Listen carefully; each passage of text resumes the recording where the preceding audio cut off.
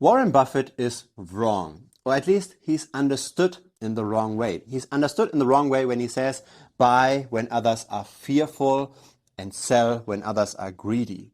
Most people use this in the wrong context because time and time again, right, when something is crashing and I'm warning this community about this potential crash, I see comments under this video with exactly that line. Be greedy when others are fearful.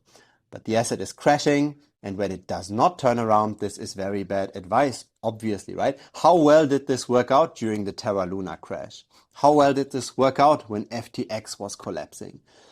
Not that great, right? You don't always should be greedy when others are fearful. You should only be greedy when others are fearful when it's unjustified, when the fear is irrational. The problem is you need to have the skill, you need to have the knowledge in order to distinguish what is rational fear and what is irrational fear. In other words, fear in itself is not a sufficient criterion to buy. In the end, I think outperformance is all about skill.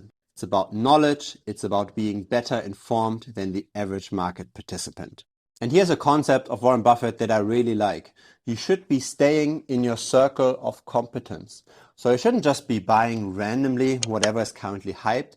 You should be buying wherever you think you have an edge over the general market, where you know more. So in other words, it doesn't necessarily make sense to just buy a basket of random altcoins. It's better to instead select your very few altcoins where you know way more than the rest, where you know at what point in time things might actually turn sour, where you know when to sell, and where you have a good grasp why this particular project is likely going to outperform.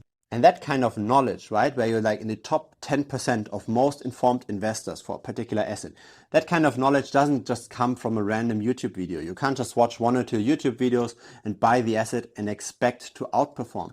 You're likely just going to perform like the average. You get the average performance. So in other words, there are basically 3 components to performance. On the one hand, there's the general market, right? Where is in general the interest rates going, etc. You don't have much influence on that. Then you've got just random luck, right? You might be just randomly picking the coin that suddenly gets the partnership, that suddenly onboards a large investor. If you're in that asset during that announcement, of course, you also outperform. So you've got the market, you've got luck, but then in the end, you also have skill. And skill is the only thing you can really control. If you expect to outperform, this will not necessarily over the long term come with luck, because luck in the end is just randomly distributed, right? When you throw a dice, you just on average get 3.5 as the number you're throwing. If you want to get on average 4.5, you need to do something with the dice that you're long term in favor. And so what does this mean in crypto? It can mean many things, right? You might be talking to the founders of a particular project. You might be doing blockchain analytics.